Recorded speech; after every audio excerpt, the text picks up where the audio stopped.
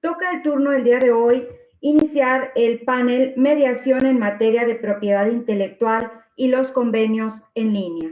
Antes de dar inicio a este panel, me voy a permitir presentar a las diferentes personalidades que lo componen. Nos acompaña la maestra Claudia Patricia Pérez Aguirre, directora de arbitraje en el Instituto Nacional del Derecho de Autor. Contamos también con la presencia de la maestra Olga Mercedes García Villegas Sánchez Cordero. Ella es titular de la Notaría 95 de la Ciudad de México y mediadora certificada con fe pública número 562 de la Ciudad de México. También nos acompaña el doctor Francisco Javier Gorjón Gómez, presidente de la Asociación Internacional de Doctores en Métodos Alternos de Solución de Conflictos y subdirector de posgrado de la Facultad de Derecho y Criminología de la Universidad Autónoma de Nuevo León. Agradecemos la presencia también de la maestra Sandra Garza Cavazos. Ella pertenece a Garza Cavazos Abogados y Mediadores. Como moderador esta tarde, agradecemos la presencia del maestro Rafael Antonio Torres Fernández, director general del Instituto de la Judicatura del Poder Judicial del Estado de Nuevo León. Antes de dar inicio a este panel, voy a ceder el uso de la palabra a la maestra Marta Laura Garza Estrada, directora del Instituto de Mecanismos Alternativos para la Solución de Controversias del Poder Judicial del Estado de Nuevo León. Muy buenas tardes, es un placer coincidir con todos ustedes y agradecerles a todos su preferencia y que nos estén acompañando a la distancia de manera virtual en este panel denominado Mediación en materia de propiedad intelectual y convenios en línea. Y quisiera dar un breve homenaje a quien en este momento tendría que haber estado aquí, pero bueno, uno propone y Dios dispone y lo llamó a estar ahora sí al lado de nuestro Señor, a nuestro querido amigo Hugo Contreras de la Madrid. Él es el encargado culpable de que todos estemos aquí en este momento, en este panel, donde se conjuntan dos temas tan importantes, mediación y propiedad intelectual. Y haciendo un breve recontextualizando quién era Hugo, yo les puedo decir que en lo personal, un gran amigo, una gran persona, que siempre estuvo preocupado por promover la cultura de la paz y que en todo momento, nunca me voy a olvidar de cuando llegó como director del instituto, bueno, del Centro de Justicia Alternativa del Estado de México, de la Ciudad de México, cómo con esa mirada de, bueno, a ver, vamos a ver si esto funciona, y cómo se fue enamorando en el camino de estos mecanismos alternativos. Y prueba de ello es que después de estar en otra institución, en Indautor, estuvo preocupado porque estos procesos se implementaran en derechos de autor, en Indautor, y se firmó un convenio de colaboración con el Poder Judicial del Estado de Nuevo León. Trabajamos juntos de la mano en este contexto y es pues una tarea que me quedo en lo personal y en lo profesional para poder lograrlo, y me da mucho gusto tenerlos a todos juntos aquí porque es cristalizar el proyecto que tenía Hugo. Y en ese contexto nos permitimos hacer este homenaje a través de este video que les compartimos. Adelante, Iván.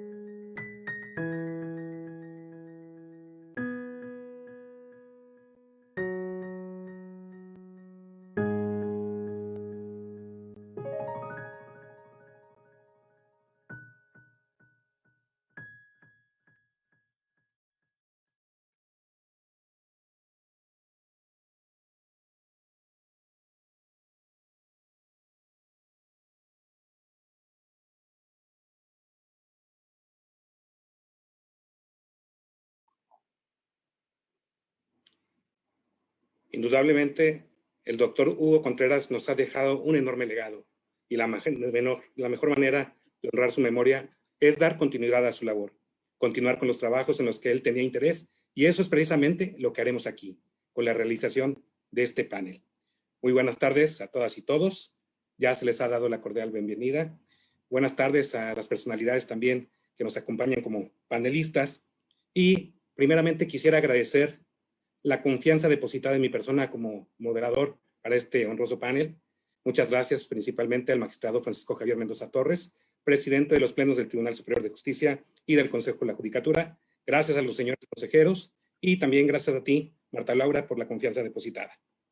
Bien, la participación de este panel se ha dividido a fin de poner en contexto el tema principal que nos ocupa, que es precisamente la mediación dentro de los conflictos donde se pudiesen ver involucrados los derechos de autor.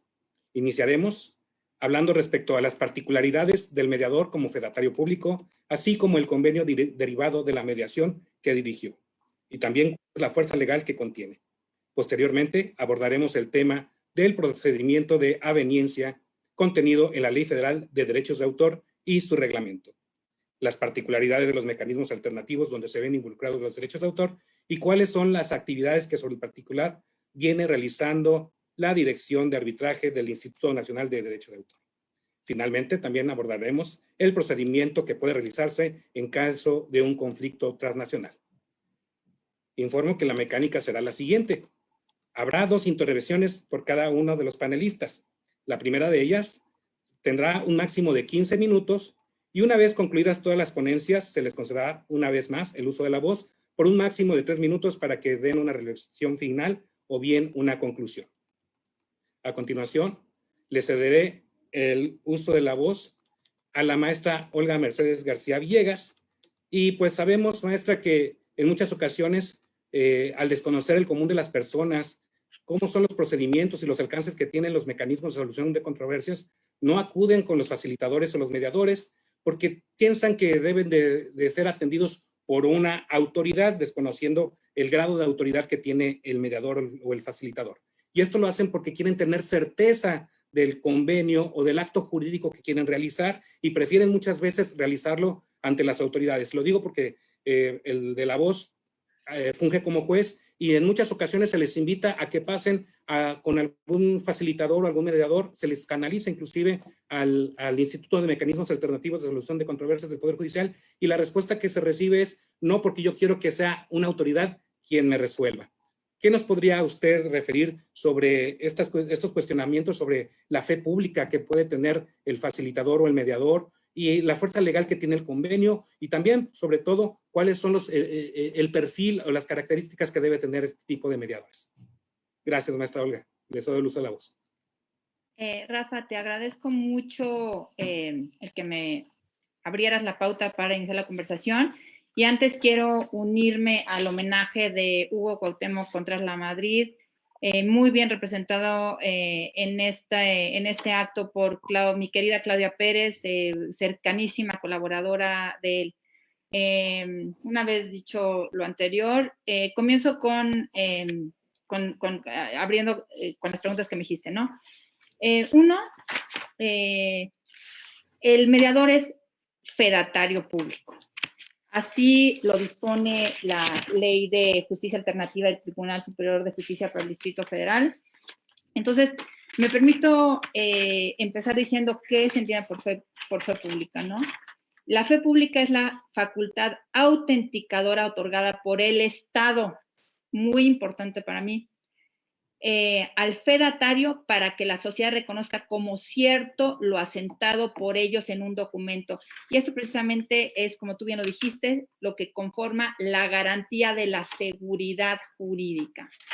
Ahora bien, voy a llevar toda mi ponencia a concluir, y esto es muy importante en mi punto de vista, que solo el Estado debe tener el imperio para determinar los requisitos que los particulares deban reunir para ser fedatarios. Y únicamente quienes cumplan esos requisitos estarán dotados de la fe pública. Quienes no estarán dotados de la fe pública. Primera respuesta a tu cuestionamiento. Segunda respuesta a tu cuestionamiento, y luego ya sigo con mi ponencia, ¿no? ¿Cuál es el efecto jurídico de un convenio celebrado ante un mediador? Insisto, entendido el mediador como fedatario. 1. Tiene fuerza de cosa juzgada. Tiene fuerza de cosa juzgada. Y 2. Es un título ejecutivo que trae aparejada ejecución. De ahí la importancia de que el mediador reúna ciertos requisitos para ser fedatario. Claro. Una vez, ahora bien, yo voy a hablar de los códigos procedimentales de la Ciudad de México, de las leyes de justicia alternativa de la Ciudad de México. Ahorita, como todos sabemos, está en el Congreso debatiéndose una ley federal, pero como todos sabemos, por el artículo 121 constitucional del principio de entera fe y crédito, lo que cada mediador haga atendiendo a las reglas locales tendrá plena fuerza en las demás entidades federativas, tal como les pone el artículo 121 constitucional. Bien, entonces, tengo 10 minutos. Si te pido, por favor, Rafa, que cuando esté cerca a los 2 minutos, de 10 a 15 minutos, me pares y ya distribuirás tú mi ponencia que te di ayer por escrito, ¿no? Entonces, en primer lugar, gracias, Rafa. La fe deriva del latín fides. Implica creer en algo que no nos consta. En el ámbito jurídico es creer en la veracidad de un documento por disposición de ley. En particular, en el convenio de mediación celebrado ante un mediador certificado por el Tribunal Superior de Justicia. Este documento, este convenio celebrado ante mediador certificado por el Tribunal Superior de Justicia, es un documento público atendiendo al artículo 327 del Código de Procedimientos Civiles de la Ciudad de México. Y el 443 del mismo código adjetivo instituye que traen aparejada ejecución los convenios emanados del procedimiento de mediación que cumplan con los requisitos previstos en la Ley de Justicia Alternativa del Tribunal Superior de Justicia, que vamos a ver más adelante, que tienen que ser registrados en el Centro de Justicia Alternativa del que fue director Cuauhtémoc Hugo durante muchos años, hizo un papel muy relevante ahí, ¿no? Esto mismo se plasma casi, en términos casi iguales en la Ley de Justicia Alternativa, en donde en su artículo 38 vuelve a insistir, trae aparejada ejecución para su exigibilidad en vía de apremio ante los juzgados, los convenios de mediación celebrados ante mediadores privados certificados por el tribunal. ya tenemos dos leyes, el Código Adjetivo y la Ley de Justicia Alternativa, en donde imperativamente dice los mediadores tienen que ser certificados por el Tribunal Superior de Justicia de la Ciudad de México, ¿no? Lo mismo repite el artículo 51, trae aparejada ejecución y tendrán fuerza de cosa juzgada, el artículo 51 de la Ley de Justicia Alternativa del Tribunal Superior de Justicia, los convenios emanados de un procedimiento de mediación ante mediadores certificados, ¿no? De todo ello, Rafa, se desprenden dos hipótesis, que de actualizarse, solamente de actualizarse, el convenio de mediación es un título ejecutivo, 1, y tiene fuerza de cosa juzgada, 2. La primera hipótesis que debe de actualizarse es que el mediador ante cuya fe se celebre el convenio debe ser un mediador certificado por el Tribunal Superior de Justicia de la Ciudad de México. Primera hipótesis. Segunda hipótesis. Los convenios deben ser registrados ante el Centro de Justicia Alternativa, según se desprende del artículo 9 y 75 del reglamento. Esto es muy, muy importante porque como yo te dije al principio de esta plática, y perdón si hay mucha controversia en este tema, el Estado mexicano es el único que tiene el imperio para determinar los requisitos que los particulares deben reunir para ser fedatarios. El Estado mexicano. Ya sea el Ejecutivo, los corredores públicos a través de la Secretaría de Economía, los notarios por los ejecutivos estatales, los mediadores por el poder judicial local. Veremos cómo viene la ley federal que se está discutiendo ahorita, ¿no? Una vez dicho esto, entro al segundo tema, ¿no? Que básicamente es un argumento para sostener también el primer tema, ¿no? El documento de mediación a través del cual se materializa la fe pública tiene que tener signos externos que acrediten que el autor del documento es fedatario. Y estos signos externos son el sello y la firma. Esto es, tan es así que las reglas de mediador privado incluso establecen las características que tiene que tener el sello y debe autorizar el sello y las características del sello, ¿no? Entonces nos dice incluso la forma, que dice que el sello de mediador, el artículo 31 de las reglas, el sello del mediador será en forma rectangular con bordes de 8.8 centímetros de base por 2 centímetros de altura. Incluso nos dice el tipo de letra que tiene que tener. Y todo ello, Rafa, porque el sello, haciendo un símil, es como el cetro. Esto es el bastón de mando, símbolo de autoridad, confeccionado con materiales valiosos. Si nosotros no tenemos la autorización del centro para elaborar el sello con las características que establece el artículo 31 de las reglas del mediador, no podemos exteriorizar nuestra fe pública a través de esos signos externos. El sello. 2, la firma del fedatario es también un símbolo externo que acreditan que es fedatario. Este tiene que ser registrado en el Centro de Justicia Alternativa y también tiene que ser registrado en el Registro Público de la Propiedad de la Ciudad de México. Y el artículo 36 de las mismas reglas es muy claro al señalar que el mediador debe imprimir su sello y su firma en tinta indeleble en los convenios de mediación, copias certificadas y constancias que expidan en términos de la ley, ¿no? Ahora bien, habiendo recorrido los artículos que fundamentan que el mediador es fedatario, 10 minutos ya pasaron, ¿verdad? Sí. Que gracias. Dijimos hasta 15 minutos, no te preocupes, Olga. Sí, sí. Sí. Una vez recorrido el camino y fundamentado que el mediador en la Ciudad de México es fedatario, y es fedatario siempre y cuando esté certificado por el Tribunal Superior de Justicia de la Ciudad de México, y los convenios elaborados ante su fe tienen fuerza de cosa juzgada y son título ejecutivo, si se registran en el Centro de Justicia Alternativa, vamos a ver las características de la fe pública. La primera característica de la fe pública es la evidencia. El fedatario hace constar el hecho ajeno y en las certificaciones narra los hechos propios. Solemnidad, segunda característica, es el rigor formal de la fe pública.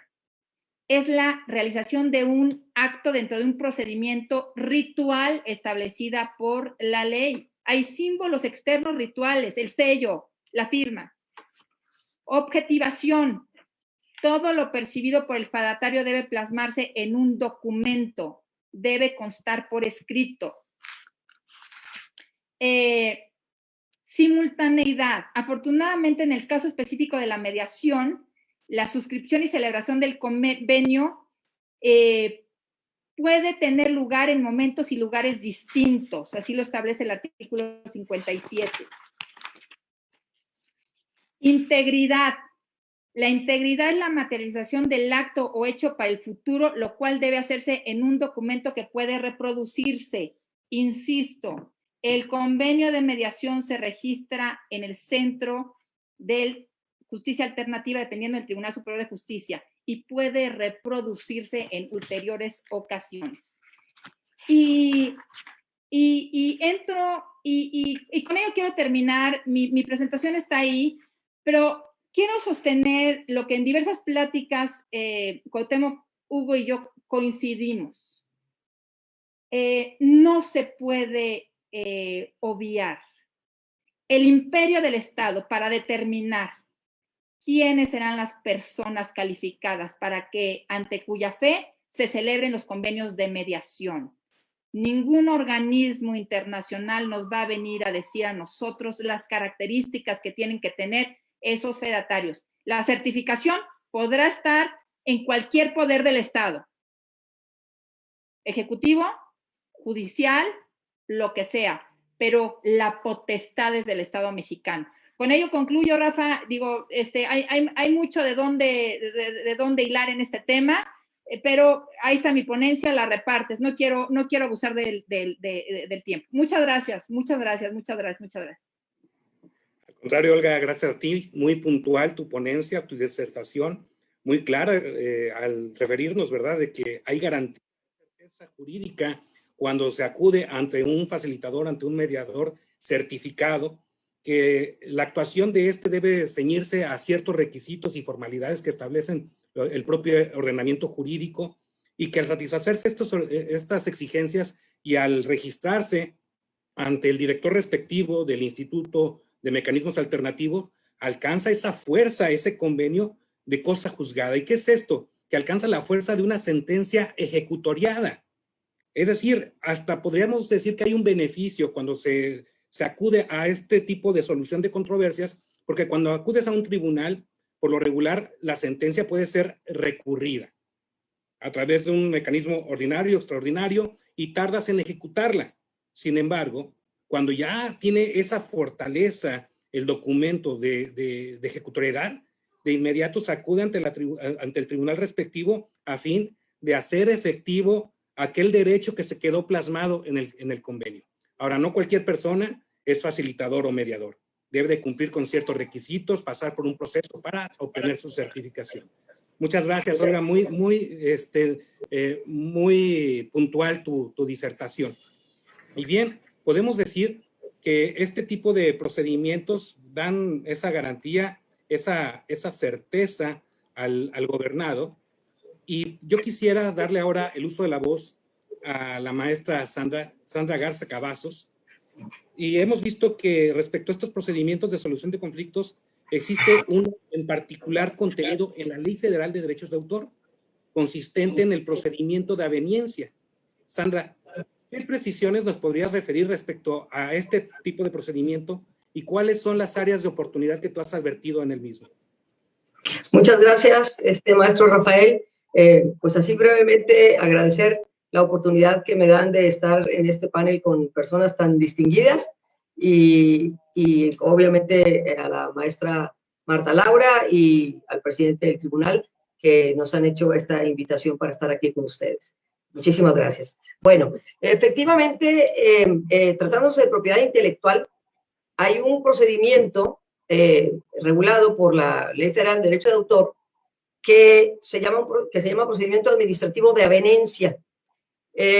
Obviamente ese término, para los que ya tenemos tiempo en las cuestiones de litigio, nos evoca, por ejemplo, en el caso mío que manejo materia familiar, a las famosas juntas de avenimiento, le llamábamos avenimiento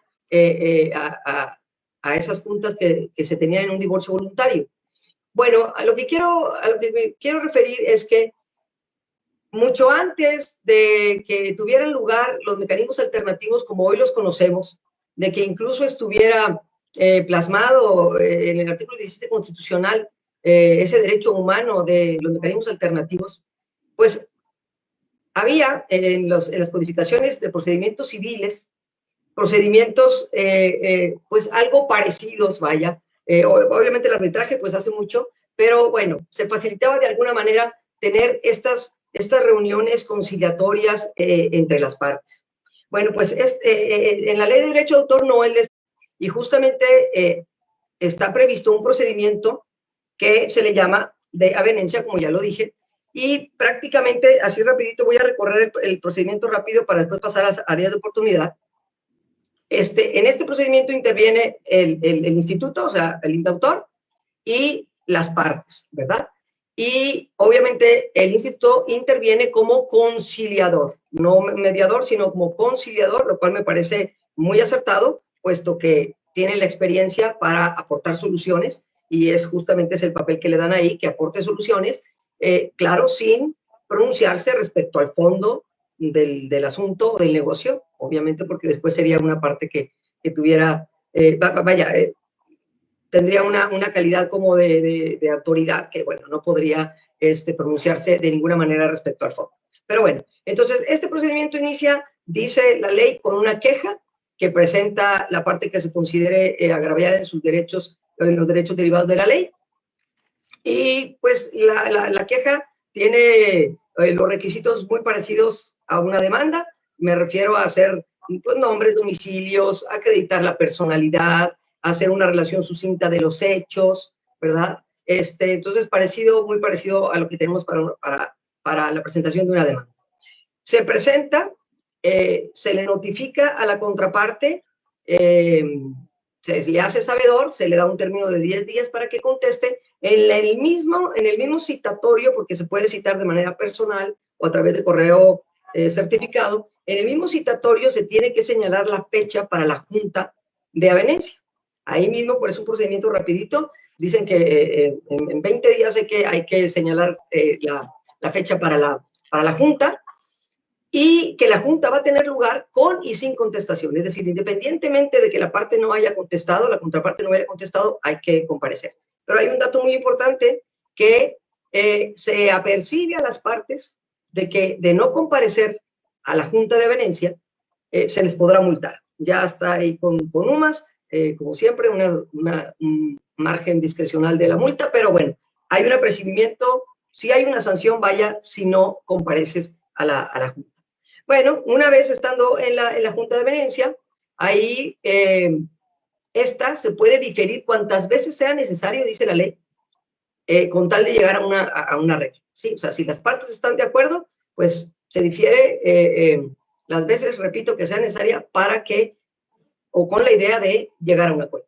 Si no se llega a un acuerdo, bueno, pues se les hace a las partes de todas maneras una exhortación para que recurran al procedimiento de arbitraje regulado en la propia ley y que se lleva en el propio instituto y que la maestra Claudia, que me va a continuar en el uso de la palabra, pues nos hablará de eso, ¿sí? Pero entonces, eso es una que a mí me parece una, pues muy bonita ventaja, porque te dicen, ok, bueno, no pudiste arreglar aquí, bueno, todavía aquí te podemos ofrecer otra cosa. ¿Qué te ofrecemos? Pues un procedimiento de arbitraje, pues para evitar un procedimiento judicial, que aun y cuando sabemos es adversarial, el arbitraje puede ser pues más rápido para las partes, ¿no? Y mejor, ¿no?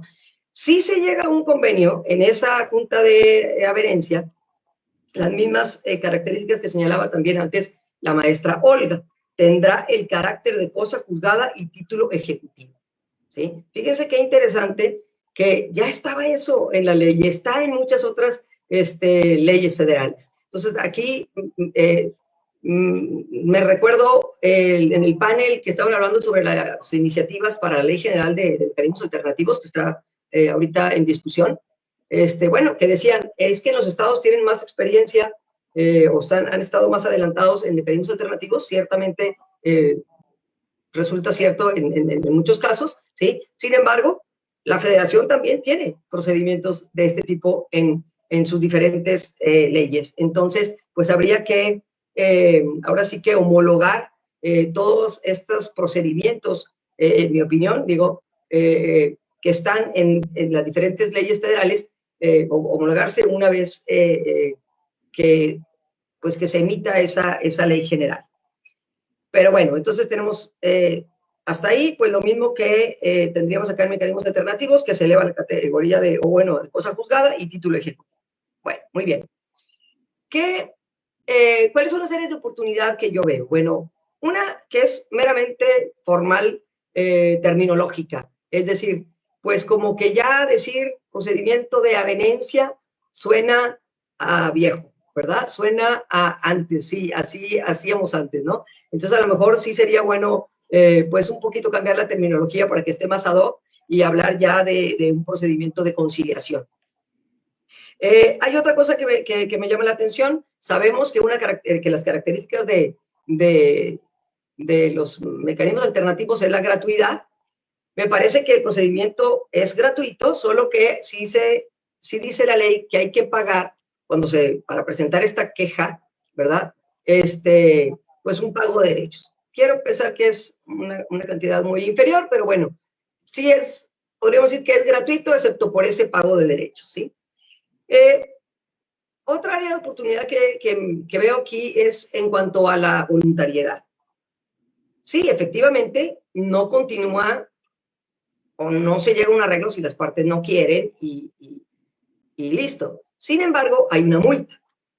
Entonces, esa multa creo que se debe de eliminar si realmente queremos cumplir con el principio de la voluntariedad, ¿sí? Es decir, se le hace la invitación, el mismo término, queja, ¿verdad? Pues a lo mejor una solicitud, hablarle, en lugar de llamarle queja, llamarle una solicitud, llamarle una invitación, ¿verdad? Porque la misma palabra siento que predispone a la contraparte. Si en lugar de queja te estoy invitando o estoy solicitando un procedimiento de conciliación para que lleguemos a un acuerdo, ya el solo citatorio que llega, pues me parece que hace una reacción muy diferente en la contraparte.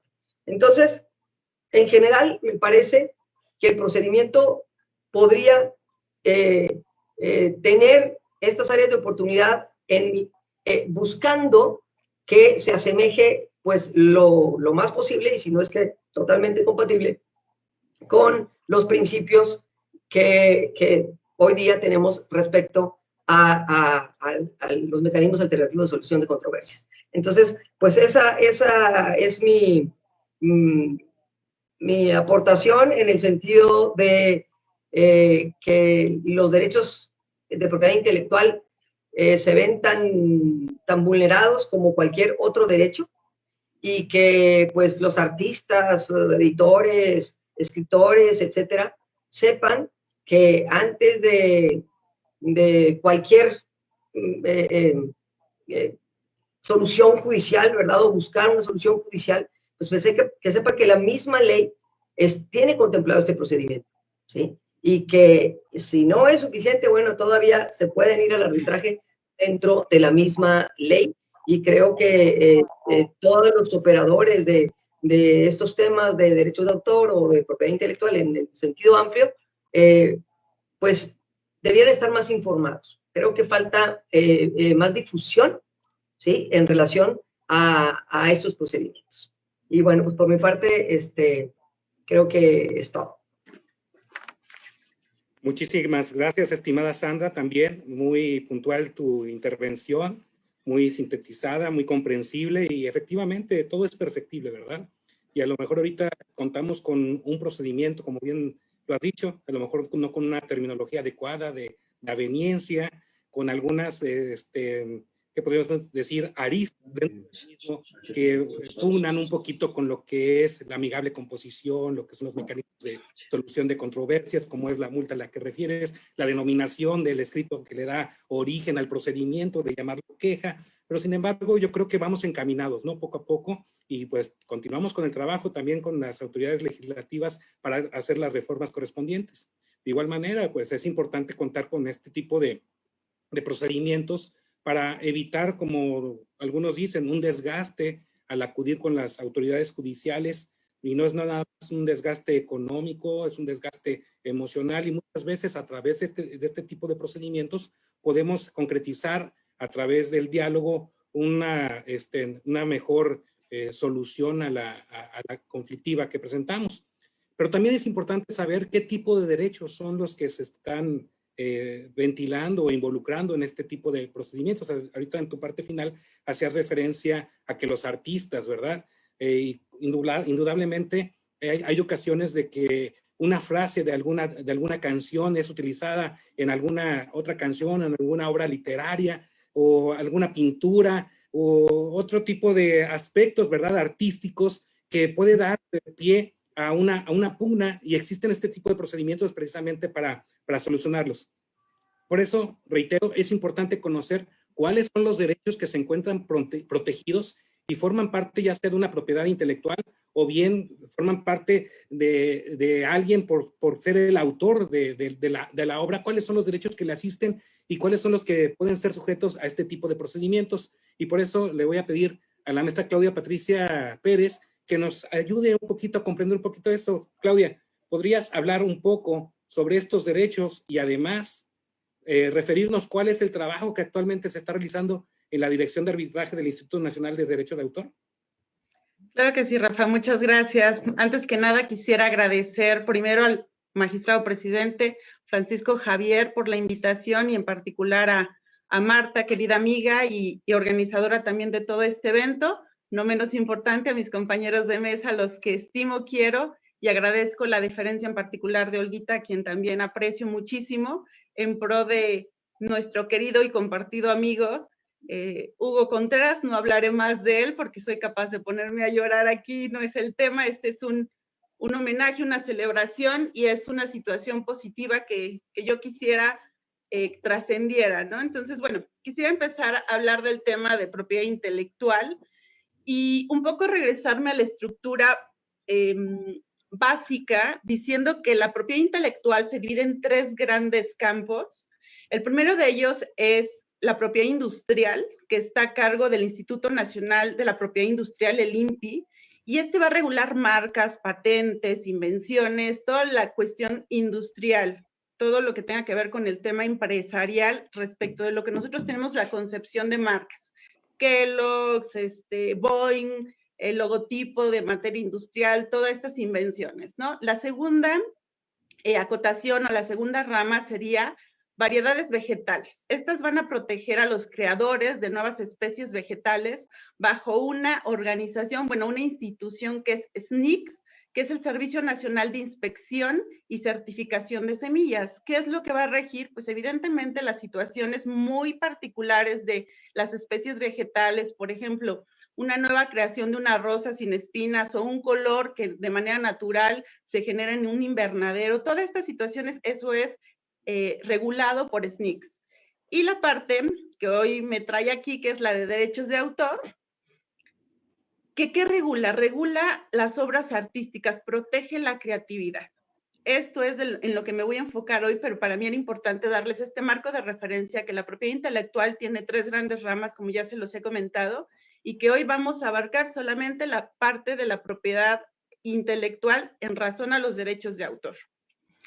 Quiero comentarles del instituto, a manera nada más de antecedente, que el instituto fue generado como tal en el 97. Por eso coincido muchísimo con Sandra en donde dice que la venencia es viejita, porque fue implementada en la ley cuando todavía no estaba la reforma del 2008 en materia constitucional, en donde nos forza a todas las instituciones y todas las leyes a hablar de mecanismos. Cuando se generó, se habla más bien de buenos oficios, y en la exposición de motivos así entra, jamás como mediación, jamás como conciliación, y por eso no solamente se escucha viejito, sino que lo es, ¿no? Yo quisiera ya entrar a la parte que me comentabas o me preguntaba, Rafa, ¿qué protege el derecho de autor? ¿Qué es el derecho de autor? ¿No? Es esta creación en donde se sorprenderían que es algo que está con nosotros día y día, ¿no? O sea, no hay un día que nosotros vivamos, quien sea, que no esté cerca del derecho de autor. Porque el derecho de autor está en lo que se escribe, en lo que se ve. Si yo veo la tele con mi familia, estoy viendo algo que tiene un derecho de autor, una obra audiovisual. Si yo veo una obra de teatro, también es una cuestión dramática. Si leo un libro, si checo apuntes, si estoy en una exposición como esta, esto tiene derecho de autor. Lo que Olga acaba de compartirnos y Sandra es parte de su autoría. Este proceso que pasa de interpretación también es un derecho de autor.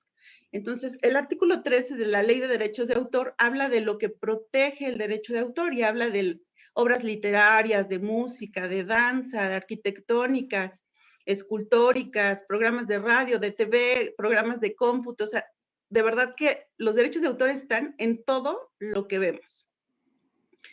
Es importante saber también que no es materia de derecho de autor, ¿no? Los refranes, por ejemplo, son tan de uso común que no son protegidos por el derecho de autor. Por eso todos los podemos decir sin citarlos. O sea, todos sabemos frases a lo mejor que dijo Sabines o Benito Juárez, y viene abajo, ¿no? Benito Juárez. Pero los refranes no. ¿Por qué? Pues porque no están protegidos por derecho de autor. Nombres aislados, fórmulas, soluciones. En este caso, como hay muchas partes, en el artículo 14 establece lo que no está protegido por el derecho de autor, y estamos hablando per se de lo que también es competencia, en este caso, por ejemplo, del INPI, ¿no? Las invenciones y todo eso no lo protege el derecho de autor porque justamente es la parte que protege el INPI. En efecto, tal y como lo comentaba Sandra, hay algunos mecanismos alternativos implícitos, que son las juntas de venencia, que se desahogan hoy por hoy a través de la conciliación, y el arbitraje. Pero he de decirles que, si bien es cierto, las juntas de avenencia están funcionando hoy a través de este esquema que nos hizo favor de excelentemente explicado por Sandra, también es cierto que el arbitraje no ha sido exitoso en el Instituto del Derecho de Autor. Hoy por hoy no hay uno solo que se haya dado desde la creación del instituto en el 96 con esta promulgación de la ley o publicación en el 97. Y la razón es porque dentro de todo lo que se ha venido dando no se ha difundido. A pesar de que estamos tan cercanos a los derechos de autor, yo lo que digo es que es como el cariño de la gente que nos quiere en la familia, ¿no? Estamos tan acostumbrados a vivir con ello que no ponemos especial atención en esto, ¿no? O sea, lo vemos como parte natural. Oye, pues bueno, el derecho de autor del programa de televisión, pues simplemente lo veo, pero no me pongo a pensar qué está detrás de.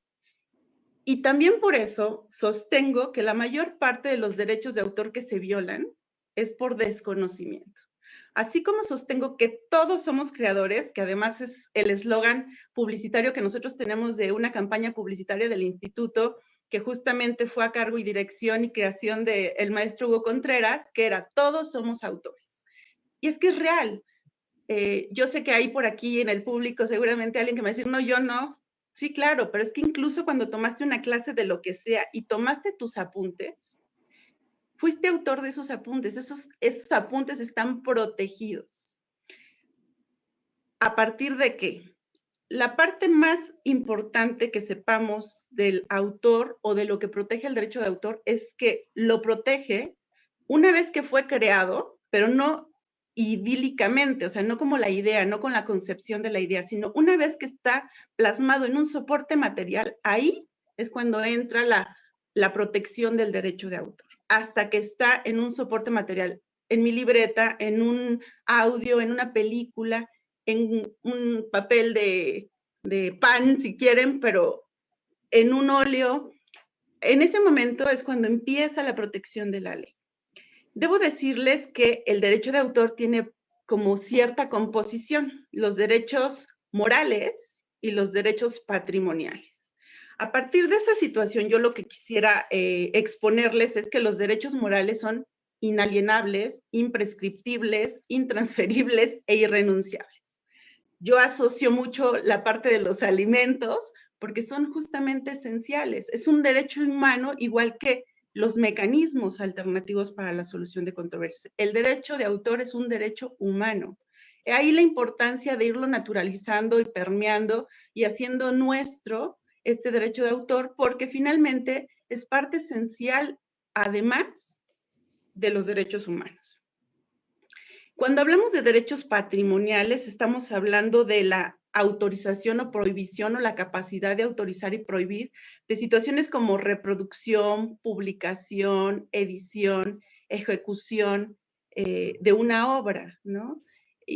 Y es importante también identificar que en esta razón de derechos mediables y no mediables o derechos disponibles y los que no lo son, y entrar muy puntualmente a la parte en donde yo quisiera dejar clarísimo que los derechos morales en atención a la autoría son irrenunciables. O sea, algo que jamás va a poder entrar a mediación o a un proceso judicial es que yo le diga a quien sea, ¿sabes qué? O sea, esto, no importa que yo lo haya hecho, tú preséntalo como tuyo, ¿no? O sea, ese derecho finalmente de paternidad se tiene y no es renunciable, o sea, no vamos a poder hacer un convenio en donde digamos, no, pero yo le di permiso de que él fuera el autor, o sea, eso no es mediable, no es posible que podamos entrar en eso, así como el tema de la divulgación, que es cuando el autor dice, bueno, quiero que se conozca mi obra, ¿no? No reproducción, sino cuando por primer contacto, por así decirlo, se hace abierta esa obra, ¿no? Que es la diferencia entre la divulgación y la reproducción o explotación de la obra. Quisiera, porque el tiempo es muy breve, platicarles de los asuntos que más se llevan a cabo en el instituto en razón de estas avenencias. Y es que nosotros tenemos algo que se llama sociedades de gestión colectiva, más allá de que nosotros la tengamos, existen, son como pequeñas sociedades que representan a grupos de autores en diferentes rubros. Como ya les dije, son muchos: danza, arte, audiovisual, ¿no? Por ejemplo, sociedades de autores y compositores. Y ellos vienen solicitando en esa calidad de representación y de convenios internacionales que tienen, a través de esta queja, la solicitud de personas que usualmente son dueños de establecimientos y utilizan y ponen, o sea, yo sé que nosotros veríamos como una manera muy natural, bueno, pues si tengo un restaurante para amenizar, pues pongo a Luis Miguel, a Mijares, a Manuel, o dependiendo el giro de mi negocio, pondré a quien yo crea, ¿no? Pero simplemente esa explotación de esa música tendría que generar unas regalías para el ejecutante, para el intérprete y para el autor, que no necesariamente son la misma persona, pero sí que en el momento que yo lo utilizo, si bien es cierto, no cobro por venir a escuchar música, sino para venir a comer, en este supuesto que estemos hablando de un restaurante, sí estoy utilizando esto para amenizar y para obtener un beneficio. Y algo que está muy asociado y que también quisiera que quedara muy claro en el tema de una violación al derecho de autor es que el lucro no es necesario que se dé para que haya una violación. Yo puedo utilizar algo sin permiso del autor y no ganar un peso. Y eso también implica una violación al derecho de autor. Hay reglas, se tiene que citar, se tiene que limitar, tiene que ser no fusilármelo, no decir que yo lo dije y que se me olvide el nombre, una serie de situaciones que son más bien de sentido común, pero no lo son tanto, ¿no?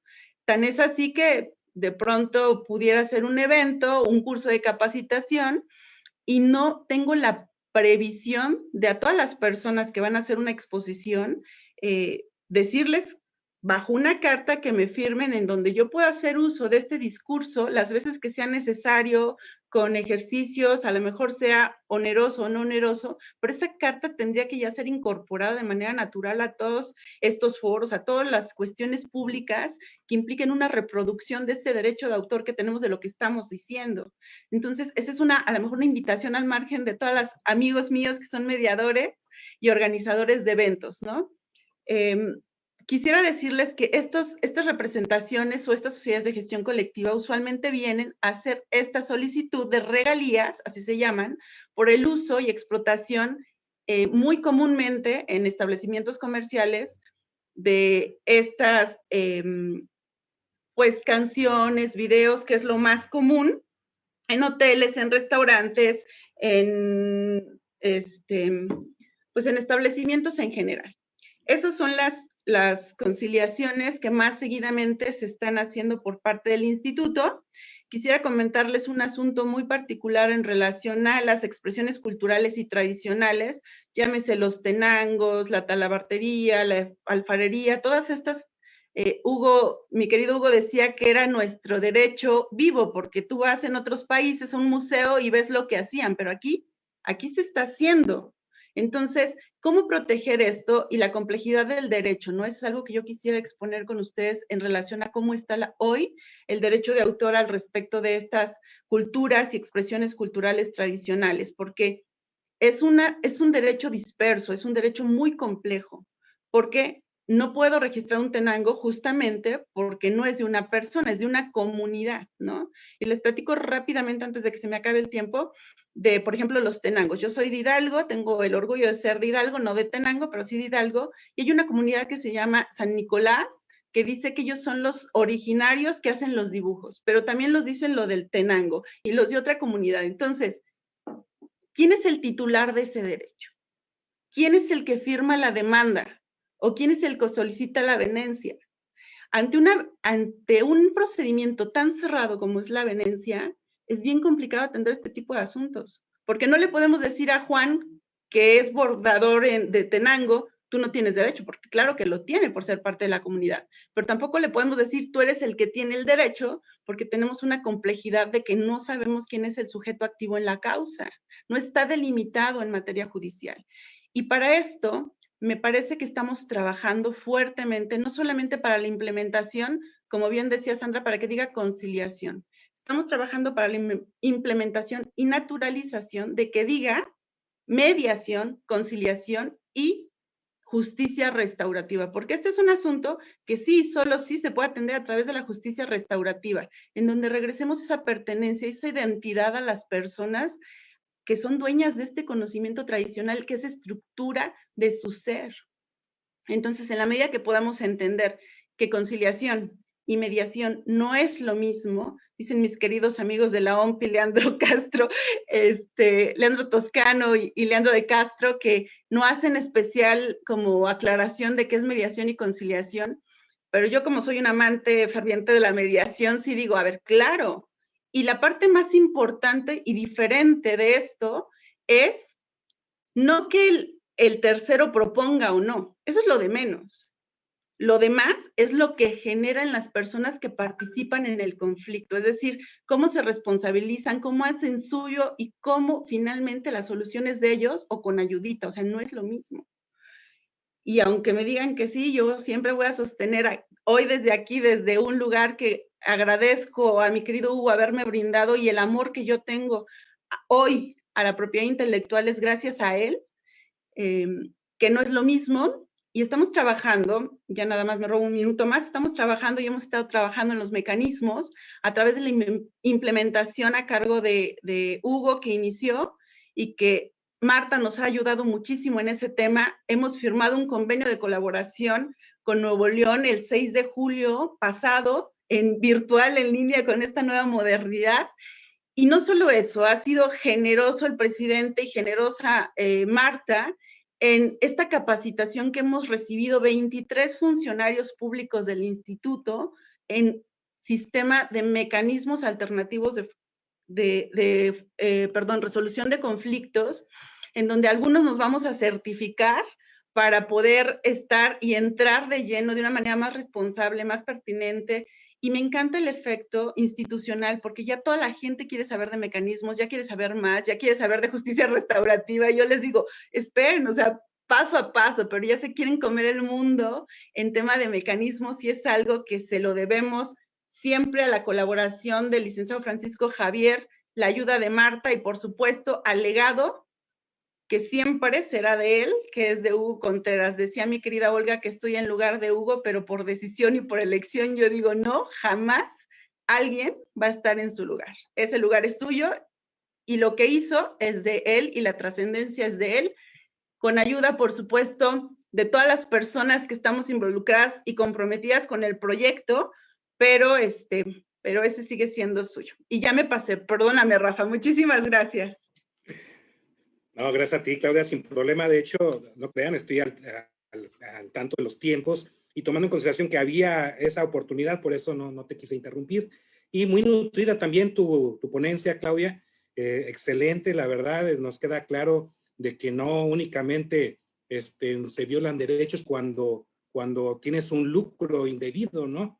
E inclusive podríamos decir que al compartirse en las redes sociales, como tú decías en el ejemplo del restaurante que está poniendo música, muchas veces en las redes sociales se comparten videos, material audiovisual, o hay algunos que se llaman creadores de contenido en ciertas plataformas, como es TikTok, como es Facebook, como es Tinder, y todo eso van copiando unos a los otros. Unos dicen, lo dejo a disposición para que hagan uso del material, otros son muy celosos y dicen, no, ¿por qué? ¿Por qué no me dan los créditos, verdad? Entonces, ¿cómo esto puede generar cierta conflictiva? Y precisamente ante esta globalización, ¿cómo puede ser transnacional la conflictiva, no? Y aquí es donde ya interviene nuestro amigo Francisco Javier Gorjón. Francisco, pues yo quisiera a ti preguntarte, ¿cuál sería el procedimiento a seguir y cuál es el reglamento que lo rige cuando existe este tipo de conflictiva transnacional? Muy bien, muy buenas tardes tengan todas y todos las personas que nos están acompañando el día de hoy en esta mesa de esta semana de la mediación que organiza el Poder Judicial del Estado de Nuevo León y el Instituto de Justicia Alternativa. Quiero en una primera instancia pues agradecer la oportunidad de estar el día de hoy, agradecer al presidente del tribunal, pero principalmente agradecer y felicitar a nuestra querida amiga Marta. Decirte, Marta, que esta semana de la mediación ya la estamos esperando todos año con año. La queremos ver o queremos participar. La verdad es que ya tiene un posicionamiento nacional y un posicionamiento internacional, algo que no es fácil y que gracias a tu proactividad y profesionalismo es que está en los niveles en los cuales está, y decirte que profesamos un gran respeto por ti y cuentas con nuestro apoyo para poder continuar con la promoción y la difusión de estas actividades. En verdad, Marta, qué orgullo ser amigo tuyo y de que me hayas permitido estar aquí el día de hoy. También aprovecho y saludo a Claudia Pérez, a Olga García. También creo que sus aportaciones son total y completamente relevantes. Con Claudia la primera vez que me toca compartir un foro, con Olga ya en ocasión anterior en Jalisco, ya estuvimos charlando sobre el proyecto de la nueva ley. Creo que los comentarios aquí son muy pertinentes y tienen una trascendencia directa para poder lograr la aplicación. Rafael, pues qué gusto saludarte y que nos estés moderando el día de hoy y que nos pongas en jaque con tus preguntas. La verdad es que te lo agradezco verdaderamente porque bien lo decías, son preguntas detonadoras, ¿no?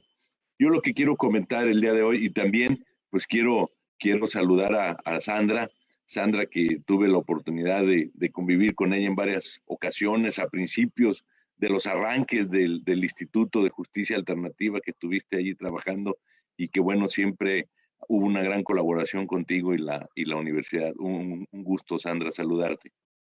Bueno, aquí yo creo que hay un punto importante que debemos de resaltar. Cuando hablamos del procedimiento de mediación, una de las grandes características de la mediación es que está homologada tanto como concepto como procedimiento a nivel internacional. O sea, cuando queremos y analizamos los procedimientos, pues bueno, me di a la tarea de ver el reglamento de mediación de la OMPI, que por cierto entró en vigor desde no tiene ni un año, es un bebé. Este reglamento entró en vigor desde el 1 de enero de este año. Entonces estamos hablando que va a cumplir su 11º mes, ¿no? Tiene 11 meses. Pero aquí lo interesante es que cuando observamos estos reglamentos, bueno, pues observamos características, vemos procedimientos, y lo que creo que debemos de resaltar son las innovaciones, las aportaciones y las mejores prácticas que nos dan estos diferentes reglamentos, ya que, como ustedes saben, no es lo mismo mediar un conflicto de carácter familiar o un conflicto penal o un conflicto agrario, y qué decir, por supuesto, de un conflicto en temas de propiedad intelectual. Entonces, yo verdaderamente sí quiero ubicar, más que describir el procedimiento como tal, las aportaciones que está teniendo y que verdaderamente creo que son muy viables para que puedan ser asumidas o reconocidas tanto en otros reglamentos como en las leyes. Estamos hablando de que estamos ahorita en un proceso en donde hay una ley general que está en discusión. Bueno, ya tenemos 3 proyectos, ¿no? Entonces habrá que ver a ver cuál será el bueno, pero si nos centramos entre el más viejo y el más nuevo, a lo mejor el intermedio es el que de una u otra manera ha generado un poco más de polémica. Sin embargo, creo yo que lo que debemos de observar de este reglamento de mediación son las innovaciones y son las mejores prácticas, ¿sí? Creo que todos los que están presentes aquí en esta semana de la mediación, pues muchos de ellos ya son mediadores, tienen conocimientos específicos de la mediación, y viendo las diferentes conferencias que se han dado, pues los que hasta este momento han llegado a esta mesa el día de hoy ya saben lo que es una mediación y lo que es su procedimiento, puesto que así lo ha estado estructurando Marta, dando un esquema de instrumentalización, pero también dando un esquema de innovación en relación a estar actualizados a lo que debemos de hacer, a ver todas las áreas de oportunidad. Entonces, el primer punto que yo veo aquí como una gran aportación es la validez que tiene el acuerdo de mediación. Estamos hablando de que se presenta como la posibilidad de que tú puedes acceder a este procedimiento suscribiendo tú un contrato, o hablamos de una cláusula de mediación dentro de un contrato, y lo menciona así, como cláusula de mediación o como un contrato separado. Fíjense qué interesante la fuerza que este reglamento le pretende dar a ese acuerdo de mediación, como sucede en el caso del arbitraje. Creo que esto se deriva de la práctica depurada que se tiene por parte de la OMPI en relación al arbitraje, donde tú suscribes una cláusula arbitral o un convenio arbitral y te sometes al mismo procedimiento, y tiene una total y completa validez esa cláusula arbitral.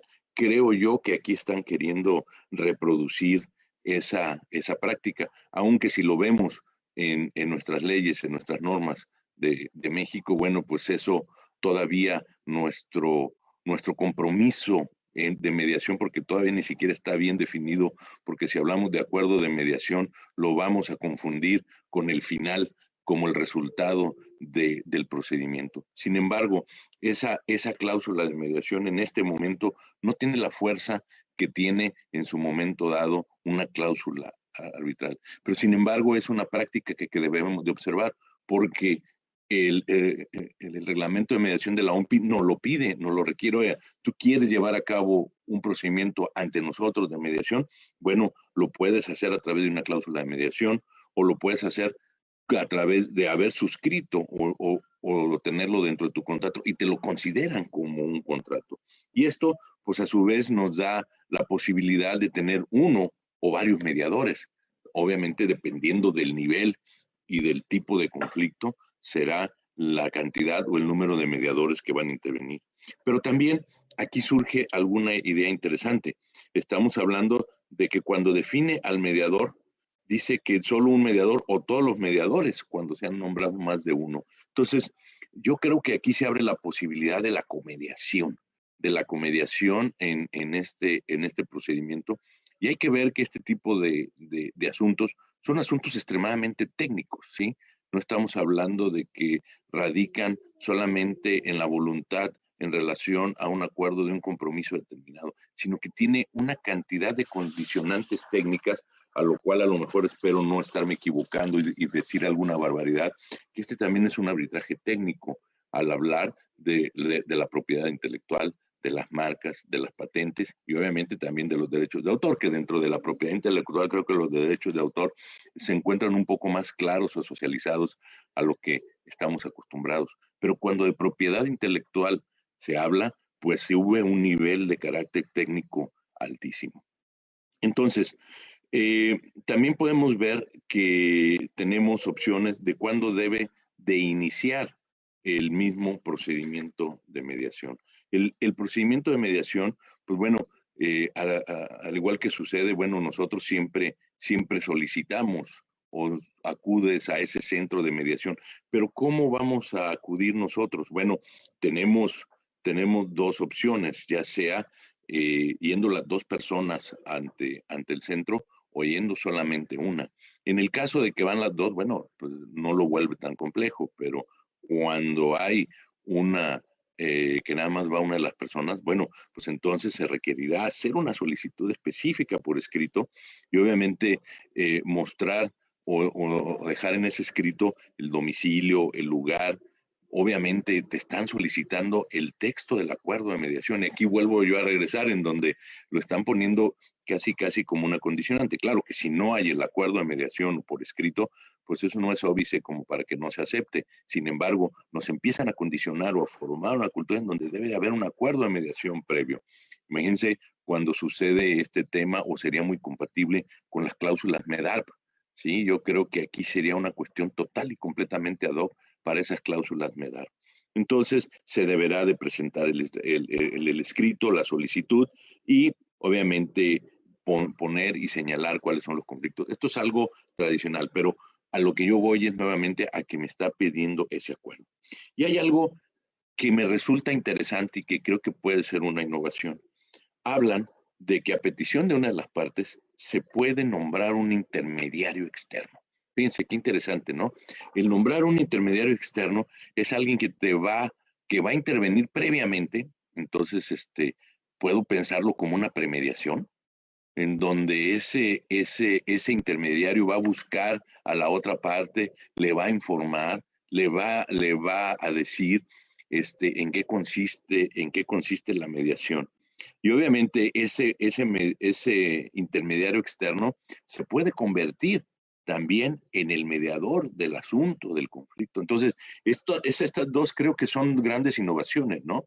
Ese acuerdo que se nos está pidiendo, ese intermediario que va a intervenir, es un intermediario que yo lo quiero ver como un promotor, que de una u otra manera te va a hacer o te va a dar esa información en el contexto de una premediación, como suele suceder en la materia penal en este momento, que hay una premediación en donde te informan, te dicen, te explican en qué consiste, y entonces ya pueden entrar de una manera más cabal a este tema, ¿no? Entonces, pues los acuerdos de una u otra manera, pues tienen su peso, tiene su fuerza, y obviamente lo que se busca con ello es generar verdaderamente un compromiso de las partes de poder mediar, así como también se exige un compromiso para el mediador. Es el compromiso que el mediador debe tener de disponer tiempo. Esto también resulta una innovación. Claro, nuestras leyes, nuestras diferentes leyes nos han estado ya manejando cuestiones específicas de derechos y obligaciones de mediadores y de mediados. Pero en este caso es muy puntual que le exigen al mediador la ley, este reglamento, de que debe de disponer de tiempo para hacerlo. Y obviamente le exige que tiene que ser neutral, que tiene que ser parcial y que tiene que ser independiente. Todos estos son principios, características y también, por qué no decirlo, valores intangibles. Otra de las innovaciones que yo encuentro aquí es el caucus. Estamos hablando que tradicionalmente, cuando hacemos un procedimiento o nos ha tocado pues, ¿qué motiva el caucus? ¿Qué motiva esas sesiones separadas? Bueno, pues se condiciona por un sinnúmero de circunstancias en el cual la situación se pone tensa, la relación entre las partes es ríspida, ves que no hay una claridad en la comunicación entre las partes, y tú como mediador dices tú, bueno, tengo que hacer una sesión separada, estando las partes presentes, te llevas a uno para un lado, inicias con uno, y el mismo tiempo que tú le das, pues obviamente se lo das a la otra parte. Es un esquema tradicional, es un esquema de seguridad en donde se evita la desconfianza de las partes. Sin embargo, fíjense aquí en este reglamento, nos habla de un caucus diferente, ¿sí? Dice, y lo quiero leer porque a lo mejor yo lo estoy malinterpretando, pero o a lo mejor me está gustando demasiado como para poderlo hacer, ¿sí? Dice, el mediador tendrá libertad para reunirse y comunicarse separadamente con una parte, quedando entendido que la información facilitada en tales reuniones y comunicaciones no será divulgada. Le da libertad de reunirse. No nos dice cómo ni cuándo, simplemente dice, tiene libertad de hacerlo. De repente pienso que si es un procedimiento, un ODR, bueno, esto le da una libertad y le faculta para posteriormente tener esas reuniones en otros momentos, en otros tiempos, no de manera sincrónica, sino en un esquema fuera de esa sincronía. Que bueno, hay que entender que para asegurar en este tipo de mediación en países como el nuestro, que todavía el procedimiento que está fincado en la norma, pues tiene un alto nivel de desconfianza producido por la rigidez de la misma norma o por las prácticas que todavía nosotros traemos, ¿no? Fuera de una política de bienestar más que dentro de una política normativista. Entonces, este caucus se me hace bastante interesante. Ahora bien, también tenemos que ver qué es lo que debe de presentar las partes. Bueno, deben de presentar un escrito en donde señalan de una u otra manera cuál es su conflicto, qué problemas tiene, y lo tiene que señalar también hasta un resumen. Esto, de una u otra manera, facilita mucho la práctica del mediador, porque cuando le lleguen previamente ambos escritos y pueda dar una lectura, pues bueno, puede él empezar a generar su estrategia. A lo mejor va, un minuto. Esto puede ser en un momento dado lo que se conoce en el modelo Harvard como el BATNA o el SOPA, ¿no? Que podemos estructurar y desarrollar ahí nuestras estrategias. En fin, creo que tenemos puntos interesantes, tenemos el tema de la confidencialidad, tenemos el tema de la conclusión, pero bueno, dejaré para una segunda opción la confidencialidad y bueno, creo que lo relevante de este punto es las innovaciones que nos representan y la posibilidad de abordar los conflictos en razón de sus propias tipificidades que debe de tener este conflicto. Rafael, un minuto, listo, gracias. Muchísimas gracias, estimado Francisco. Igualmente, muy puntual tu ponencia. Nos hablaste de varios aspectos respecto del procedimiento ante la Organización Mundial de la Propiedad Intelectual, las innovaciones, las características del mismo. Muchas gracias, y esto yo creo que nos ha sembrado a muchos de nosotros la inquietud para seguir investigando sobre este tema. Muchas gracias, Francisco. Y pues les voy a conceder otra vez el uso de la voz a cada una de las personalidades que nos acompañan en el panel, a fin de que emitan una reflexión final a manera de conclusión, iniciando en el mismo orden. Entonces empezaremos contigo, Olga. Te cedo el uso de la voz. Muchas gracias.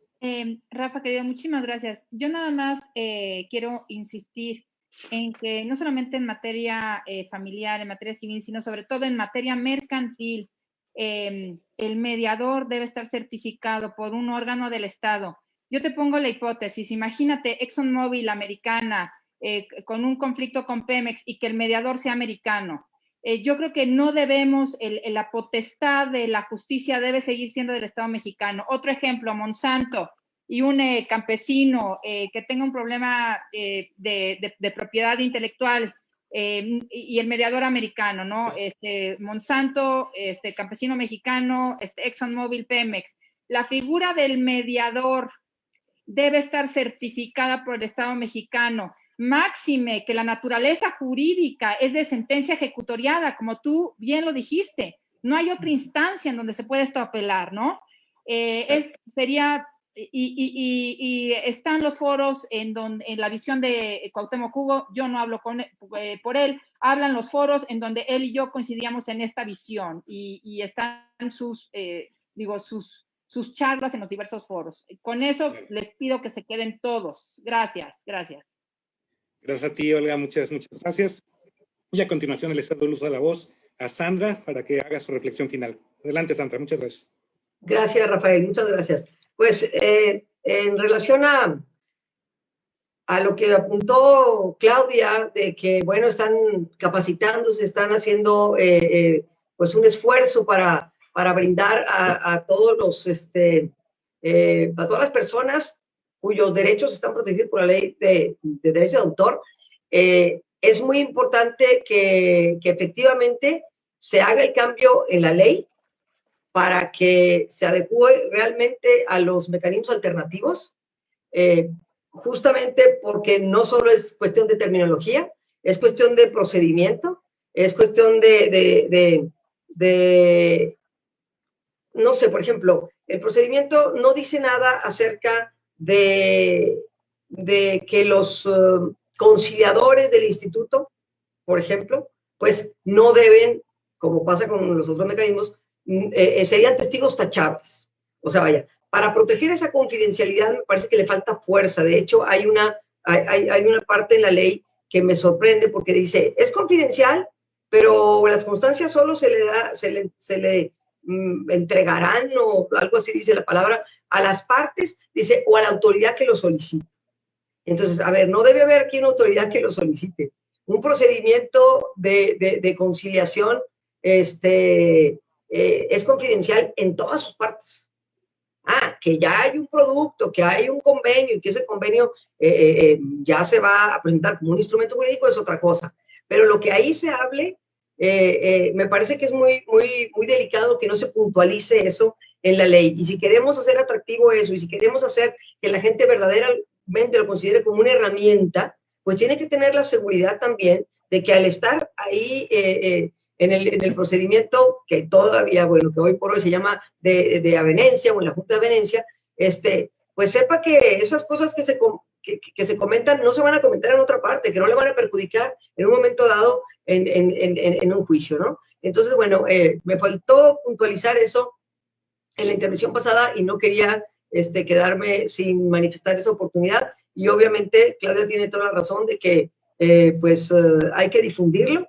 Yo decía también, mucha gente que participa en propiedad intelectual no sabe de estos procedimientos. Entonces, bueno, o sea, en pocas palabras, es la era de los mecanismos alternativos en todas las ramas, en todos los lugares del planeta, y ahora más que nunca, en esta situación de contingencia mundial, en la que más que nunca necesitamos llegar a acuerdos.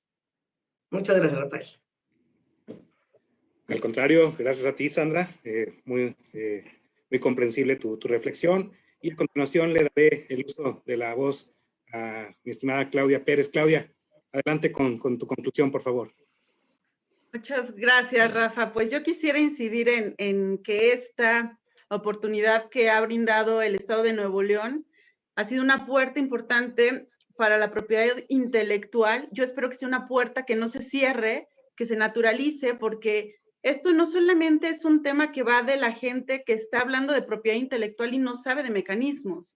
¿Por qué no decirlo también en un ejercicio de responsabilidad? Que mucha gente que habla de mecanismos tampoco sabe de propiedad intelectual. Entonces, me parece que es un área de oportunidad muy importante en la que hemos venido desarrollando y creciendo. Antes todos los mediadores conocíamos de todo y ahora la especialización viene siendo un elemento importante. Si bien es cierto, no es un requisito, sí ayuda muchísimo para la solventación de las problemáticas que se presentan, que conozcamos la naturaleza de los conflictos, porque también entra en un marco de legalidad, de lo que sí podemos convenir, de lo que vamos a plasmar en un convenio que tiene carácter de cosa juzgada. Coincido absolutamente con Sandra en relación de que tiene que ser una reforma de ley, una reforma de ley que quiero decir a grito que hemos trabajado desde hace más de 1 año y medio y que hoy todavía no está a nivel de propuesta de ley, pero que no vamos a soltar bandera hasta que lo consigamos. Me parece que todos los que hemos estado inmersos en los procedimientos o los mecanismos alternos sabemos que es picar piedra, picar piedra, picar piedra, sobre todo cuando se implementa, ¿no? Yo recuerdo cuando inicié en el estado de Hidalgo que me tocó la implementación, de verdad que era una lucha de semáforo tal cual, ¿no? Entonces, hoy para mí es un trabajo que no puede parar, que no puede dejarse. Vamos a trabajar en una reforma, en principio, regulatoria a partir del reglamento, porque la ley pareciera que nos está dando muchas complicaciones, ¿no? Y aquí quisiera yo citar de nueva cuenta a mi querido amigo Hugo, decía, no me digas cómo no, dime cómo sí, ¿no? Entonces, el cómo sí para la implementación de los mecanismos fue a través de un activismo constitucional que se implementó aquí en el Centro de Justicia, en el Indautor, en donde ya se han llevado digamos, veladamente asuntos de mediación, en donde he tenido el honor de participar en los primeros asuntos de propiedad intelectual que se han llevado en México en materia de derechos de autor, gracias a esa oportunidad y ese activismo constitucional bajo el cual era el cómo sí. Y la verdad es que estoy segura que este panorama más amplio, más, pues más responsable en atención a lo que día a día venimos teniendo como individuos, porque todos somos autores. Y voy a aprovechar para hacer un comercial y les voy a pedir que registren sus obras, ¿no? Si bien es cierto, están protegidas a partir de obviamente, como dije, de que estén en un recurso material, es muy importante registrar, es muy importante normalizar y hacer el uso de estos recursos que nos está dando el Estado, ¿no? Facilita mucho la defensa de nuestros derechos cuando hay un registro de ello. Y todos de verdad somos autores, les animo. A veces uno tiene una poesía que hizo en un día romántico, un libro, un artículo, una ponencia. Yo les digo, regístrenla, o sea, de verdad, protejan sus derechos, más allá de un tema de envidia, de decir no quiero que nadie los use, es como preservar esta cultura por respetar lo que el otro hizo y enaltecerlo, ¿no? Entonces yo creo que ahí quedaría mi participación y todo el trabajo que se está haciendo y que se va a seguir haciendo con Nuevo León, con la OMPI. Somos, gracias también a esta dirección de Hugo, un país que está en pro internacionalmente de los derechos de autor y del uso de mecanismos por un memorándum de entendimiento que se firmó con la OMPI, y estamos súper cercanos y súper hombro a hombro trabajando con ellos, y así estoy segura que vamos a seguir. No quiero perder la oportunidad de nueva cuenta, aunque suene repetitivo, de verdad, de agradecerles a todos la deferencia, el acompañamiento y el amor que se me ha brindado en esta etapa difícil, sobre todo a Marta y a ustedes por ser mis compañeros de mesa, en que de verdad me siento muy, muy orgullosa y muy agradecida por este espacio. Muchísimas gracias, Rafa. Al contrario, gracias a ti, Claudia, mucho éxito en este nuevo emprendimiento. Estoy seguro que vas a llevar excelentemente ahí la dirección y sobre todo trabajando, como tú dices, interinstitucionalmente para seguir avanzando en esa, ¿qué podemos decir? En ese trabajo ya anticipado anteriormente, ¿verdad? Mucho éxito y a continuación les doy el uso de la voz a mi estimado Francisco Gorjón para que emita su reflexión final, por favor.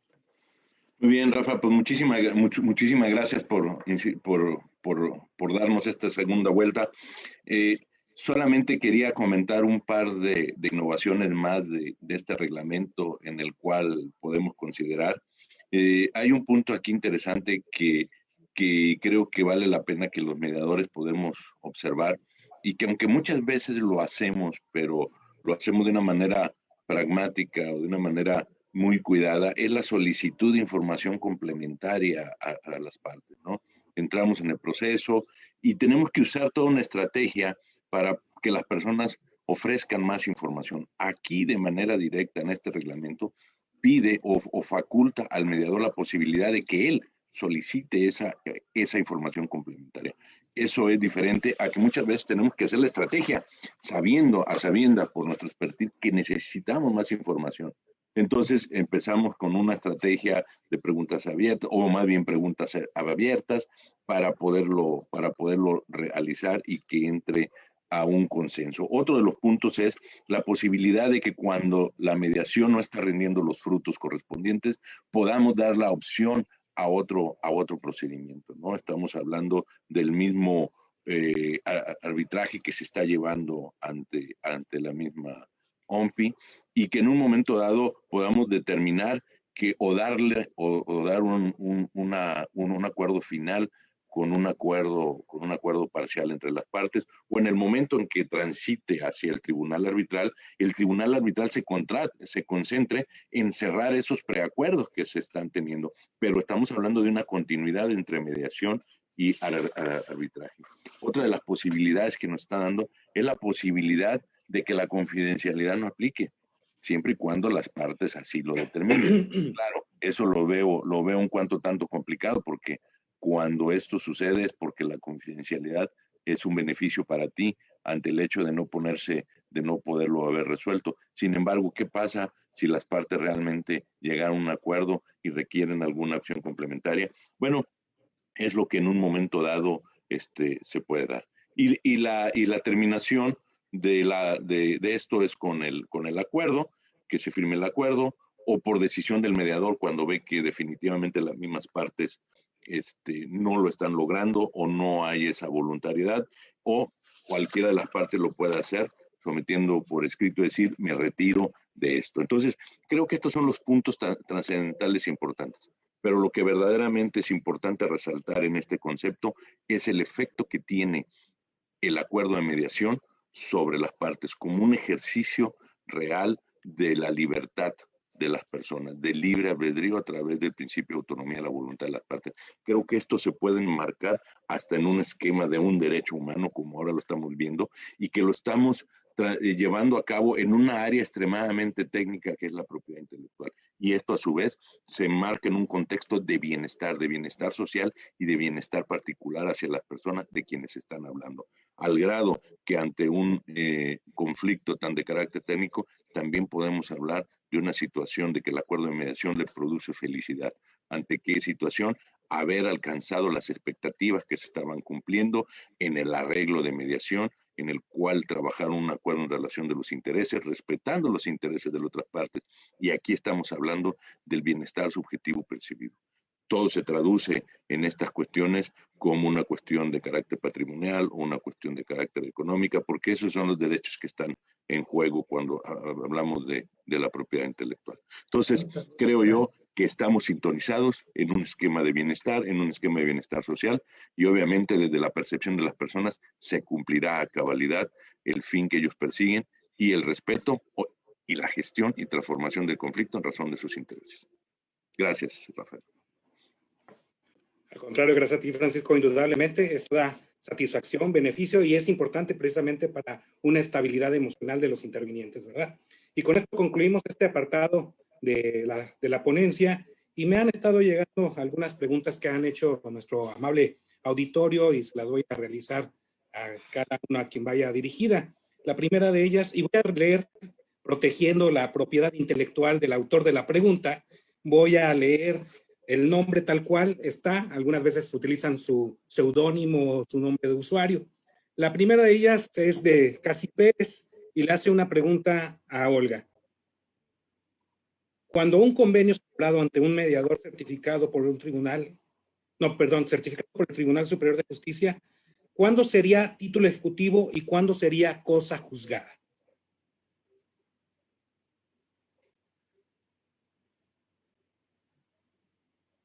A ver, vamos tú que eres juez, querido Rafa, vamos a ver qué es un título ejecutivo y dos, qué es que tenga fuerza de cosa juzgada. El que tenga fuerza de cosa juzgada es una sentencia ejecutoriada, esto es, que ya no puede ser apelada. Eso es la definición de que tenga fuerza de cosa juzgada, sentencia ejecutorial. Y por otro lado, ¿qué es un título ejecutivo que trae aparejada ejecución? Se presenta el título ejecutivo y se embarga preventivamente. ¿Qué son títulos ejecutivos? Los que marca el Código de Procedimientos Civiles. Por ejemplo, el primer testimonio de un notario público. El artículo para el que te preguntó, si me permite, en el artículo 443 del Código de Procedimientos Civiles de la Ciudad de México, enlista los documentos que traen aparejada ejecución. Esto es, en vía de apremio se presenta el título ejecutivo y se embarga. Entonces, no es lo mismo el concepto de cosa juzgada, que significa sentencia ejecutoriada que ya no puede ser apelable, y la otra cosa, un título ejecutivo que trae aparejada ejecución. Primera parte de la respuesta. Segunda parte de la respuesta. ¿Qué se requiere para que un convenio de mediación tenga, por un lado, el estatus de sentencia ejecutoriada en términos del artículo 327 y en otro lado título ejecutivo que trae aparejada ejecución en términos del artículo 443, dos requisitos legales? Uno, que el mediador sea un mediador certificado por el Tribunal Superior de Justicia, y dos, que el convenio debe ser registrado en el Centro de Justicia Alternativa. No sé si quede, si he dado respuesta a la duda, y si no, con mucho gusto regreso. Si puedes preguntar si he dado respuesta o no he dado respuesta. Gracias, ahora bien, Olga. Sí, ahora bien, y para el que me ha hecho la pregunta en Monterrey, ¿no? Actualmente todos sabemos que la ley general está en discusión, pero como yo les decía, el artículo 121 constitucional de la entera fe y crédito, lo que hagan los mediadores allá en Nuevo León, tienen que tener son también en México, en la Ciudad de México, tienen plena fuerza legal, atendiendo al 121 constitucional. También quiero decir eso. Gracias, Olga. Ahorita no hay manera de saber, a mí me están pasando las preguntas ya, las que recabaron de los comentarios, pero a la persona que realizó la pregunta, si tiene todavía duda, puede hacérnoslo saber ahí a través de los comentarios, y más adelante tal vez a través de correo electrónico le podamos dar respuesta, ¿verdad? Continuando con las preguntas, esta va dirigida a ti, Claudia. Es de parte de la licenciada Verónica Rangel. ¿Las presentaciones de los maestros pueden también tener derechos de autor? Los docentes, cuando hacen sus presentaciones. Las presentaciones. Y cuando hacen sus presentaciones los docentes, me imagino que va a ser la pregunta. ¿Esos también pueden tener derechos de autor? Por supuesto que sí. Digamos que, por supuesto que sí. O sea, la respuesta es un sí absoluto. Ahí hay que tener nada más en cuenta que a veces la presentación que nosotros estamos realizando, tal cual nos copiamos el libro, y ahí hay que ser cuidadosos, ¿no? Porque recordemos que lo que va a tener protección es esta transformación que nosotros hacemos de un conocimiento y lo hacemos propio, ¿no? O sea, esa incorporación nuestra que sale de nosotros, de nuestro cerebro, de nuestra concepción, es nuestro hijito, y eso es lo que va a tener, obviamente, la protección del derecho de autor. No per se la presentación, o sea, si yo me puse en la presentación una poesía de Sabines o el libro de Derecho Procesal tal cual, complicado es el tema, pero si hay una interpretación, un digerir ese conocimiento y hacerlo propio, ahí sí. Bien, gracias. Esta pregunta la realiza María Angélica Bracho. Creo que la divide en dos partes y la deja abierta a cualquier panelista. Dice, ¿cuál es el derecho de autor tangible y no tangible? Y el derecho de autor en relación con el sistema aduanero referente a traslados o circulación. No entiendo la pregunta. Bueno, lo puedo dividir. ¿Hay derechos de autor tangibles y no tangibles? ¿Quién nos podría hablar un poquito de eso? Adelante, Claudia. Que yo creo que se refiere a la reforma de ley que se hizo en razón del TEMEC y de lo de lo que se reprodujo en eso. Sí debo de decir que de derechos de autor se habla de la reproducción de una obra, o sea, el número de libros, el número de copias, pero cuando se habla de una situación aduanera, quiero pensar que se refiere al tema de la reforma del TEMEC y está totalmente en cancha del INPI, ¿no? Es un tema de propiedad industrial en esa situación en la transportación. Si fuera un derecho de autor tendría que ser evidentemente pues tratándose del número de reproducciones y cómo está llegando esta obra, a dónde está llegando, que sea legal esta reproducción, ¿no? SEMPRO, que es la organización que se dedica a esto de editores, está muy al tanto porque la piratería de libros es durísima, pero quien persigue esta situación por la distribución sí es el INPI, no el INDAUTOR, ¿no? O sea, si bien es cierto, es una infracción, es un uso no autorizado de estas obras, habrá que ver que esta distribución está siendo regulada a partir de esta reforma por el Instituto de Propiedad Industrial, ¿no? Por el INPI. Muy bien. No me quiero ensañar contigo, Claudia, pero Gabriela Martínez tiene una pregunta para ti. Yo entendí que el arbitraje es el que nos ha llevado en Indautor, ¿verdad? Sin embargo, la pregunta de ella va en este sentido. ¿Nunca se ha llevado a cabo un procedimiento de conciliación en Indautor? No, eso sí. Claro, no, de conciliación sí. De hecho, el título que tienen las personas que conocen las avenencias son conciliadores, aunque debo de ser muy honesta con la situación real. Nosotros entendemos como expertos en mecanismos que la conciliación es la participación activa de un tercero ajeno que va a incorporar propuestas objetivas y neutrales al asunto. Hoy lo que se tiene, hablando de esta situación un poco retrógrada o un poco no actualizada, es que en el instituto se busca un espacio para que las personas vengan y ellos se ponen de acuerdo, pero la participación que tiene este tercero conciliador no es particularmente activa, no es con estas situaciones que ya tenemos aquí en el Indautor, pero que no se tenían de activación de la preguntas, reformulación, contexto, todas estas herramientas es algo que no se venía utilizando, que estoy segura que ahora que se otra vez reavive el instituto, se van a dar como tal, pero entonces, a ver, se tiene el espacio y se ha tenido desde el 97 para llevar a cabo estas juntas, pero si me preguntas, en un sistema real, práctico, ¿son conciliaciones? Yo te diría no. Porque además nuestros conciliadores tienen tanto miedo en esa línea divisoria de decir, pero no pueden pronunciarse respecto del fondo del asunto, que no lo hacen, ¿no?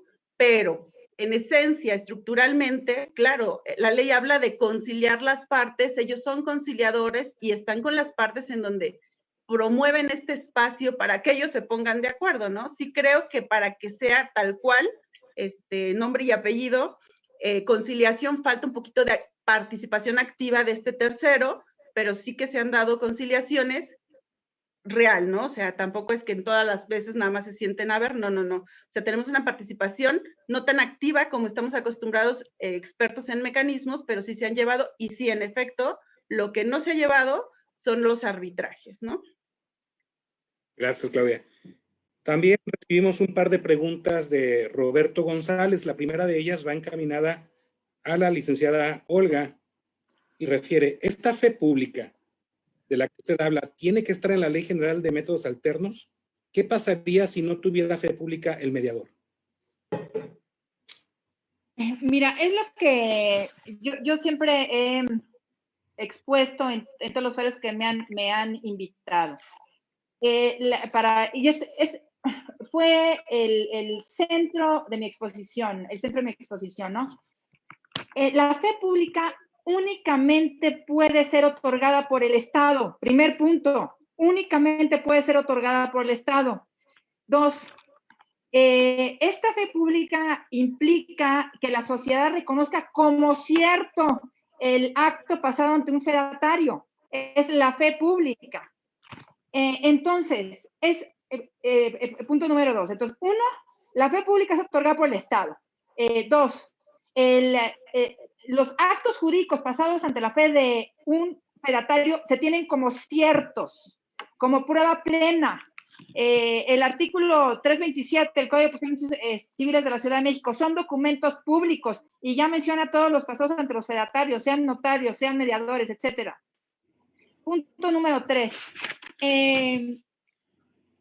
Mi punto de vista es que, y perdón si aquí, no, un mediador internacional que no esté certificado por el Estado mexicano para tener fe pública, no pueden tener los convenios celebrados ante su fe, sentencia ejecutoriada. Esto es que no puede ser apelable o que es un título ejecutivo.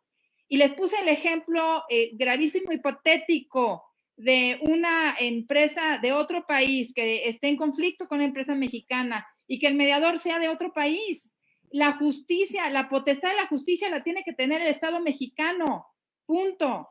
Entonces, respondiendo, ojalá que en esta ley general no se pierda de vista que la potestad tiene que ser del Estado mexicano para dotar de fe a los mediadores, con los requisitos que imponga la propia ley. Yo no sé, en la Ciudad de México el requisito es pasar una serie de exámenes cada 3 años, en la Ciudad de México. El mediador tiene que ser recertificado cada 3 años, pasando unos cursos, unos exámenes, etcétera. Si es así, se le renueva la certificación como mediador con fe pública. Gracias. Gracias a ti, Olga. Nuevamente contigo, Claudia. Igual Roberto González. ¿Qué conflictos se pueden mediar en Inautor? ¿Y se podría hacer en Nuevo León o solamente en México? Ok, pues todo lo que, digamos, se tenga en la ley, hay derechos de autor incluso que, más bien, hay figuras que no son consideradas como un derecho de autor, pero por supuesto que entran en la posibilidad de ser mediables a través del instituto. Es el caso, por ejemplo, del uso de las reservas de nombres, ¿no? O sea, todos los periódicos, el Sol de Hidalgo, el programa, la revista, todos estos nombres están registrados de alguna manera con un uso exclusivo para que nadie más los pueda utilizar. Entonces, si alguien hace uso de esto, que aclaro, no es particularmente un derecho de autor, pero sí es algo que protege el instituto y que es materia de derechos de autor, y también son asuntos muy comunes, en donde mi nombre de mi libro, pues es mi nombre, mi programa se llama Hoy y ninguno otro puede generar confusión en el público en eso. Todo esto, ¿no? Son, obviamente, a lo mejor el uso de una obra, si alguien utiliza un libro que yo escribí sin citar que es mío, eso sería una falta. Alguien reproduce un video que yo hice, miren, incluso es que es muy sensible, por eso les decía que estamos tan inmersos en esto que no lo vemos. Si yo me saco una selfie y lo publico en mi muro de Facebook, eso tiene mi derecho de autor.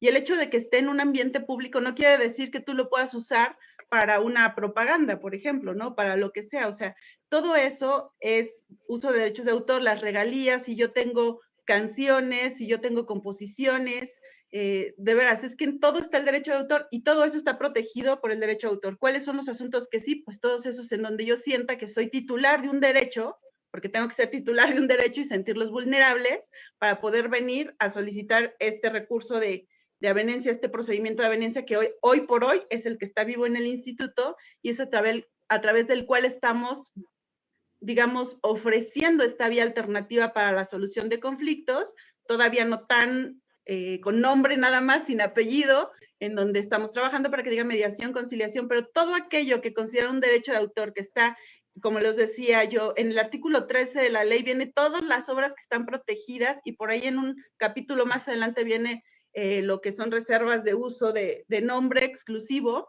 y cuando ustedes vean que es que esto es algo de sentido común, ¿no? Es mío, ¿por qué es tuyo? Pues porque yo lo hice. Si te lo violaron, ven al Indautor, ¿no? Es tan sencillo por una parte, pero tan complejo por el otro. Pero bueno, la parte compleja, déjenoslo a nosotros, y la parte sublime, sencilla, que es la de la creación, que tú sepas que es tuyo, pues eso lo podemos atender a través de esta situación. Lo único que, insisto, no puede ser, son los derechos que no son disponibles, que no son transferibles, que estamos hablando de los derechos morales, que ya lo comentamos en su oportunidad, ¿no? Gracias, Claudia. Gracias. Y con esto concluimos. Se ha agotado el tiempo. Agradezco infinitamente a nuestros panelistas por su valiosa participación dentro de este panel. También agradezco al amable auditorio que nos hizo el favor de acompañarnos virtualmente en el mismo. Y agradezco también a Marta Laura, al magistrado presidente del Consejo de la Judicatura, a los señores consejeros, esta oportunidad para moderar esta mesa. Un honor haber estado con los panelistas. Muchas gracias también por su confianza. Gracias. Y que tengan una excelente tarde todas las personas que nos acompañan. Muchas gracias. Adelante, Toñita. Muchas gracias, maestro Rafael. Muchas gracias a nuestros panelistas, a nuestro moderador, por haber participado en este último de los eventos que hemos compartido a través de Facebook Live en la Semana de la Mediación en su emisión 2020. En nombre y representación de nuestro magistrado presidente del Honorable Tribunal Superior de Justicia y del Consejo de la Judicatura, un agradecimiento muy especial por haber aceptado esta invitación y colaborar en esta Semana de la Mediación. Infinitamente agradecidos y pues en nombre también de la maestra Marta Laura Garza Estrada, en su oportunidad se les hará llegar de manera electrónica su reconocimiento por la participación en este panel.